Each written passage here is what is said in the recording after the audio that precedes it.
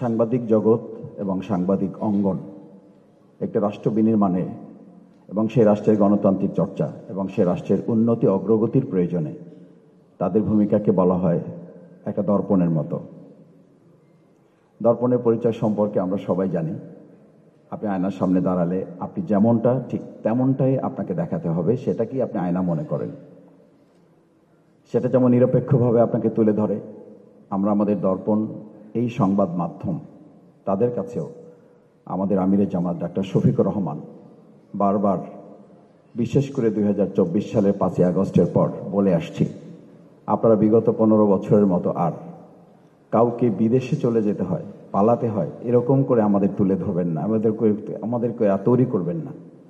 সেক্ষেত্রে আমাদের যেমন সীমাবদ্ধতা আছে, আমাদের দুর্বলতা আছে, ব্যক্তিগতভাবে আমাদের ত্রুটি আছে, সেগুলোকে তুলে ধরে আমাদেরকে শাসন করার দায়িত্ব আপনাদের আছে। বাংলাদেশ জামাত ইসলামী মনে করে শাসন করার এই দায়ভারটি আপনাদেরকে গ্রহণ করতে হবে অত্যন্ত ন্যায় নিরপেক্ষতার সাথে।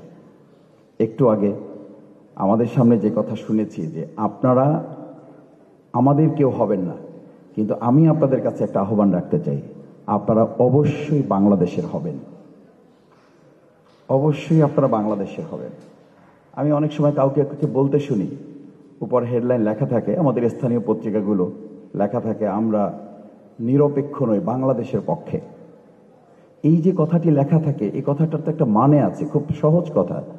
আমরা নিরপেক্ষ নই, আমরা বাংলাদেশের পক্ষে। আমিও আপনাকে বলি, আপনারা যারা আছেন আপনারা নিরপেক্ষ নন, কেউ নিরপেক্ষ নয় বাংলাদেশে। সাধারণ একজন মানুষ, একজন সম্মানিত রিকশাওয়ালা, তারও একটা পক্ষ আছে, সেই পক্ষটা হচ্ছে আমরা বাংলাদেশের পক্ষ। আমরা বাংলাদেশের পক্ষ হয়ে যদি কাজ করি, আমি খুব দৃঢ়ভাবে বিশ্বাস করি আমরা এই কাজটি এগিয়ে নিতে পারবো।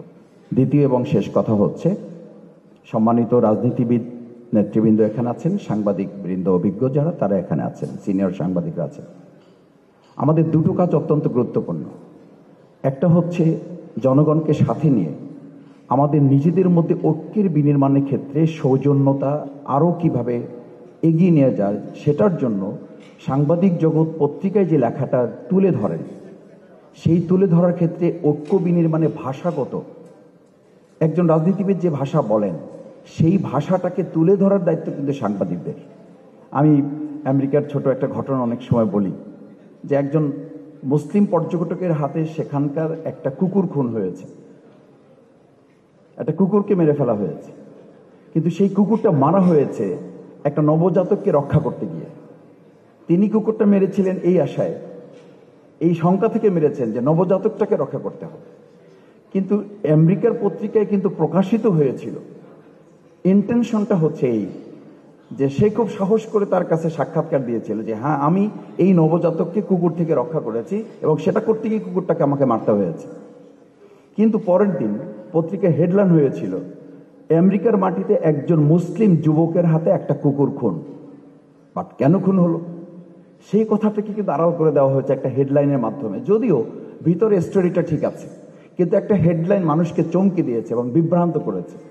আমি শুধু একজন নাগরিক হিসাবে, জামাত ইসলামী হিসাবে না, জামাতের প্রতিনিধি হিসাবে না, বাংলাদেশের একজন সাধারণ মানুষ হিসাবে আমার সংবাদ মাধ্যমের কাছে অনুরোধ থাকবে, আমাদের উপস্থাপনাটা যেন অ্যাকোমোডেট হয়, আমাদের উপস্থাপনাটা যেন নিরপেক্ষ না হয়ে বাংলাদেশের পক্ষে হয়, জনগণের পক্ষে হয়। তাহলে আমাদের আয়োজন সফল সার্থক হবে এবং ভবিষ্যতেও আমরা আরও এক ধাপ এগিয়ে যেতে পারবো।